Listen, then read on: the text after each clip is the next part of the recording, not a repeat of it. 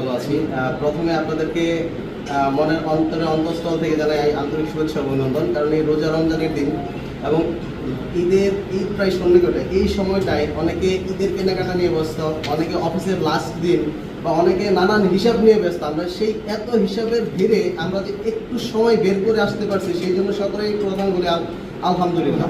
এবং সকলকে অনেক অনেক বেশি আপনাদের প্রতি ভালোবাসা রইল। আমাদের এই সবুজ বাংলাদেশের ইফতারের আয়োজনে, ইফতারের দাওয়াতে আমাদের কিছু সক্রিয় কর্মী, নিবেদিত প্রাণ যারা আপনাদেরকে ইনভাইট করছে এবং তাদের কথা না ফেলে আপনারা চলে আসেন, সেই জন্য আপনাদেরকে আবারও জানাচ্ছি অসংখ্য ধন্যবাদ।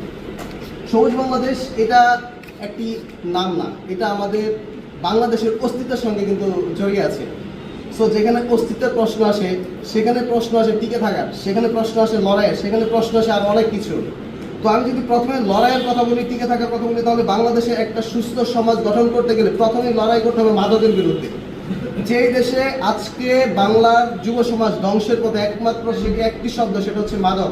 আমাদের প্রশাসনের সিনিয়র বড় ভাই আছেন, উনি যেহেতু এটার সঙ্গে সরাসরি জড়িত আছেন, আমরাও কিন্তু পরোক্ষভাবে হলেও প্রত্যক্ষ পরোক্ষভাবে কিন্তু আমরা মাদকের বিরুদ্ধে আমরা লড়াই করে যাচ্ছি প্রতিনিয়ত। আমি বাংলাদেশ মানবাধিকার ফাউন্ডেশনের একজন সক্রিয় কর্মী, বনাই থানা। আমি বাংলাদেশ মানবাধিকার ফাউন্ডেশন বনাই থানার সিনিয়র যুগ্ম সাধারণ সম্পাদক হিসেবে মাদকের বিরুদ্ধে নারীদের থেকে শুরু করে আমাদের যত ধরনের সমস্যা আছে সকল সমস্যা নিয়ে আমরা কাজ করি। যেখানে মানুষ সুবিধা বঞ্চিত হয় সেখানে আমরা তার পাশে দাঁড়ানোর চেষ্টা করি। মানবাধিকার এবং সবুজ বাংলাদেশ এটি একে অপরের পরিপূরক। আমরা মূলত এখানে আমি যে বলি যে আসলে সবুজ বাংলাদেশটা কি, এখানে এই যে ধরুন আজকে আমাদের ঢাকা জেলা কমিটির পক্ষ থেকে একটা ইফতার আয়োজন করা হয়েছে। এখন ঢাকা জেলা কমিটির সভাপতি, সেক্রেটারি থেকে একটা কমিটি আছে। কমিটি মানে আমরা পোস্টপতি মানে অনেক কিছু বুঝি, তার মানে অনেক কিছু সাথে অনেক কিছু রিলেটেড। কিন্তু সবুজ বাংলাদেশ হচ্ছে এমন একটা সংগঠন যেই সংগঠনে আপনি পাওয়ার কিছু নাই, এই সংগঠনে শুধু হচ্ছে আপনার দেওয়ার কিছু আছে। আপনি চাইলে অনেক কিছু দিতে পারবেন, কিন্তু এখান থেকে তেমন কিছু নিতে পারবেন না।